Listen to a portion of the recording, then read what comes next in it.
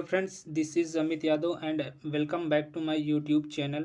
Friends, आज की इस वीडियो में हम बात करेंगे मैकेनिकल इंजीनियरिंग फोर्थ सेमेस्टर में आपको कौन कौन से सब्जेक्ट पढ़ने पड़ेंगे, किन सब्जेक्ट का आपका प्रैक्टिकल एग्ज़ाम होना है और कौन से सब्जेक्ट में आपका कितने नंबर का थ्योरी का पेपर होगा, पेपर सॉल्व करने का टाइम क्या होगा। पूरा आपको वीडियो के अंत तक पूरी डिटेल दी जाएगी। चाहे आप मैकेनिकल में कैड के स्टूडेंट हों, ऑटोमोबाइल के स्टूडेंट हों या आप प्रोडक्शन के स्टूडेंट हों, तो जो आपको ये सब्जेक्ट पढ़ना पड़ेगा वो तीनों ब्रांच, मतलब जो आपका कैड है, ऑटोमोबाइल है और प्रोडक्शन, तीनों को एक ही सब्जेक्ट पढ़ना पड़ेगा।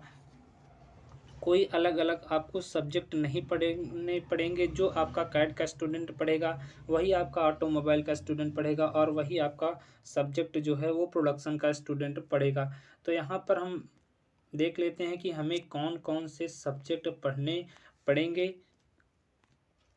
तो जो आपका मैकेनिकल फोर्थ सेमेस्टर है उसमें आपके 6 सब्जेक्ट हैं और जो 6 सब्जेक्ट हैं वो आपके 6 सब्जेक्ट आपके जो हैं वो रिटन एग्ज़ाम होगा उनका, विद प्रैक्टिकल के साथ। प्रैक्टिकल भी आपका होगा और आपका रिटन एग्ज़ाम भी होगा। तो यहाँ पर देख लेते हैं। जैसे आपका पहला सब्जेक्ट आपको फोर्थ सेमेस्टर में पढ़ने को मिलेगा कम्युनिकेशंस स्किल्स सेकंड। तो कम्युनिकेशंस स्किल्स जो सेकंड है वहाँ पर आपका जो पेपर होगा इसका 50 नंबर का इसका थ्योरी का पेपर होना है।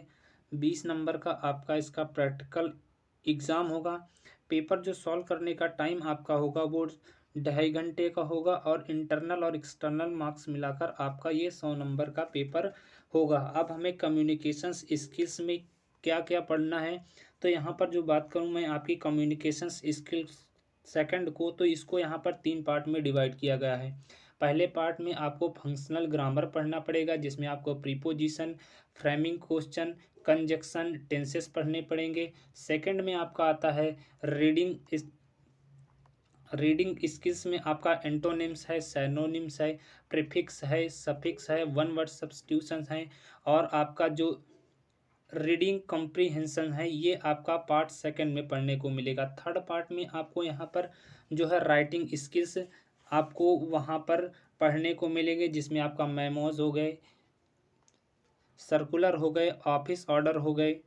इसी तरह के आपके कुछ टॉपिक हैं वो जो आपको वहाँ पर पढ़ने को मिलेंगे। आप कहेंगे तो मैं आपके लिए विथ डिटेल में हर सब्जेक्ट का वीडियो बना दूंगा कि आपको किस सब्जेक्ट में कौन कौन से टॉपिक्स पढ़ने हैं। बात करें आपके जो नेक्स्ट सब्जेक्ट है रेफ्रिजरेशन एंड एयर कंडीशनिंग, इसको हम शॉर्ट में RAC के नाम से भी जानते हैं। तो जो आपका सब्जेक्ट है इसका 50 नंबर का आपका थ्योरी का एग्ज़ाम होना है, 20 नंबर का आपका इसका प्रैक्टिकल का भी एग्ज़ाम होना है। टोटल आपके इंटरनल और एक्सटर्नल मार्क्स मिलाकर 100 नंबर का हो जाता है और जो आपका पेपर सॉल्व करने का टाइम मिलता है वो सेम 2.5 घंटे ही मिलता है। अब बात करें हम आपके जैसे आपका RAC में कौन कितने चैप्टर पढ़ने हैं इसके बारे में, तो यहाँ पर आपको RAC में कुल 9 चैप्टर पढ़ने को मिल जाएंगे। जैसे आपका पहला चैप्टर होगा वहाँ पर रेफ्रिजरेशन के सिद्धांत। नेक्स्ट आपका जो चैप्टर होगा वाष्प संपीड़न निकाय जिसको हम वेपर कंप्रेशन सिस्टम बोलते हैं, रेफ्रिजरेंट पढ़ना पड़ेगा, एयर रेफ्रिजरेशन पढ़ना पड़ेगा, वेपर एब्जॉर्प्शन सिस्टम क्या होता है, साइकोमेट्री क्या होता है। तो ये इन टॉपिक्स को, इन चैप्टर को आपको RAC में पढ़ना पड़ेगा। नेक्स्ट आपका आता है हाइड्रोलिक्स एंड न्यूमेटिक्स। तो हाइड्रोलिक्स एंड न्यूमेटिक्स में आपको जो है 50 नंबर का इसका भी थ्योरी का एग्ज़ाम होगा, 20 नंबर का आपका इसका भी प्रैक्टिकल होना है। टोटल आपके इंटरनल और एक्सटर्नल मार्क्स मिलाकर ये 100 नंबर का पेपर होगा और पेपर जो सॉल्व करने का टाइम होगा वो यहाँ पर 2.5 घंटे ही आपको मिलेगा पेपर सॉल्व करने में हाइड्रोलिक्स एंड न्यूमेटिक्स में। तो ये जो आपका सब्जेक्ट है हाइड्रोलिक्स एंड न्यूमेटिक्स, तो यहाँ पर भी आपको 9 चैप्टर पढ़ने को मिलेंगे। पहला जैसे आपका चैप्टर होगा इंट्रोडक्शन, कि हाइड्रोलिक्स क्या होता है उसका पूरा इंट्रोडक्शन। हाइड्रोलिक्स को हम ये द्रवीय एवं वायवीय इंजीनियरिंग के नाम से भी जानते हैं। नेक्स्ट जो आपका सब्जेक्ट आता है computer aided design and manufacturing, जिसको हम कैड और कैम के नाम से भी जानते हैं। तो यहाँ पर जो आपका कैड और कैम है इसका भी आपका 50 नंबर का थ्योरी का एग्ज़ाम होगा। जैसे आपने थर्ड सेमेस्टर में वहाँ पर विथ प्रैक्टिकल पढ़ा था, यहाँ पर आपको उसका थ्योरी भी आपको पढ़ना पड़ेगा, साथ में इस सब्जेक्ट का आपका 20 नंबर का प्रैक्टिकल भी होना है। तो टोटल आपका इंटरनल और एक्सटर्नल मार्क्स मिलाकर 100 नंबर का होता है, और पेपर जो सॉल्व करने का टाइम होता है वो आपका यहाँ पर 2.5 घंटे का होता है। अब हमें computer aided design and manufacturing, जिसको हम कैड कैम कहते हैं, इसमें आपको पूरा जो आपने वहाँ पर प्रैक्टिकल किया होगा कैड कैम में, पूरा आपको यहाँ पर पढ़ना पड़ेगा। यहाँ पर आपको सीएनसी मशीन के बारे में थोड़ा सा पढ़ना पड़ेगा, और काफ़ी है कंप्यूटर के बारे में आपको यहाँ पर पढ़ना पड़ेगा। नेक्स्ट आपका सब्जेक्ट आता है इन्वायरमेंटल स्टडीज़। तो ये जो आपका सब्जेक्ट है इन्वायरमेंटल स्टडीज़, इस सब्जेक्ट का भी आपका 50 नंबर का थ्योरी का पेपर होगा, 20 नंबर का इसका भी आपका प्रैक्टिकल एग्ज़ाम होगा, और टोटल आपके इंटरनल और एक्सटर्नल मार्क्स मिलाकर आपका ये 100 नंबर का होगा। और पेपर जो सॉल्व करने का टाइम होगा वो आपका 2.5 घंटे मिलेंगे पेपर सॉल्व करने को। तो आपको इन्वायरमेंटल स्टडीज़ में सारा पर्यावरण के बारे में पढ़ने को मिलेगा कि इन्वायरमेंट क्या होता है। इन सभी टॉपिक्स के बारे में आपको इस वीडियो में पढ़ना पड़ेगा, सॉरी आपको इस सब्जेक्ट में आपको पढ़ना पड़ेगा। नेक्स्ट जो आपका सब्जेक्ट आता है एनर्जी कंजर्वेशन। अब ये जो आपका सब्जेक्ट है ये अगली बार जब जुड़ा था तो ये सब्जेक्ट नया ऐड हुआ था।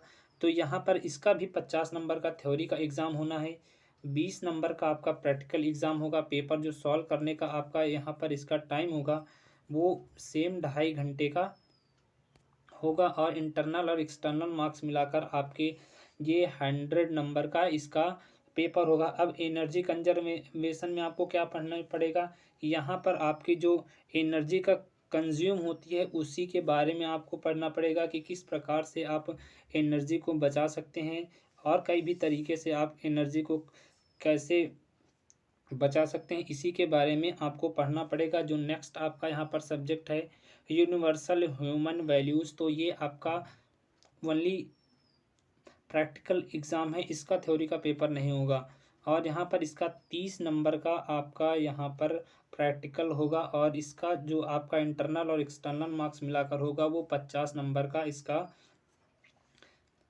टोटल मार्क्स होता है। तो यहाँ पर आपको जैसे 7 सब्जेक्ट हैं तो 6 सब्जेक्ट के आपको रिटन एग्ज़ाम भी होने हैं, और 6 सब्जेक्ट के आपको, मैं एक बार फिर से देख कर कन्फर्म कर लूँ, हाँ तो आपको 6 सब्जेक्ट के क्या 7 सब्जेक्ट के आपको यहाँ पर प्रैक्टिकल देने पड़ेंगे। तो 6 तो आपके रिटन प्लस आपका प्रैक्टिकल हो गया, और 7वां जो आपका है यूनिवर्सल ह्यूमन वैल्यूज़, यहाँ पर आपका इसका केवल प्रैक्टिकल का एग्ज़ाम होना है। तो ये था फ्रेंड्स आपका पूरा मैकेनिकल फोर्थ सेमेस्टर का सिलेबस की हमें कौन कौन से सब्जेक्ट पढ़ने हैं। यदि आप कहेंगे कि हमें जैसे आपका आरएसी हो गया, कैड कैम हो गया, इन सब्जेक्ट में कौन कौन से टॉपिक्स हमें पढ़ने हैं उसकी भी वीडियो मैं बना दूंगा, हर सब्जेक्ट की अलग अलग। क्योंकि देखिए जो आपका बुक प्रिंट होती है वहाँ पर क्या होता है कि पूरा आपकी एक तरफ से प्रिंट हो जाती है, लेकिन आपको क्या करना होता है कि अकॉर्डिंग टू आप सिलेबस पढ़िए, जितना सिलेबस में है उसी को पढ़िए, तो आपका ज़्यादा परफेक्ट एग्ज़ाम के लिए तैयारी होगी। और हाँ, जब टाइम बचे तो जो आपका बुक में एक्स्ट्रा होता है उसको भी पढ़ लीजिएगा, काफ़ी हेल्प मिलेगी आपको। तो फ्रेंड्स उम्मीद करता हूँ वीडियो आपको आया हो पसंद, तो वीडियो को कर दीजिए लाइक, और दोस्तों को भी वीडियो को कर दीजिए शेयर, और आप चैनल पर पहली बार आए हैं तो चैनल को भी कर लीजिए सब्सक्राइब, क्योंकि यहाँ पर इसी तरह के इम्पोर्टेंट वीडियोज़ आपको मिलते रहते हैं। थैंक यू फ्रेंड्स आप सभी का वीडियो देखने के लिए।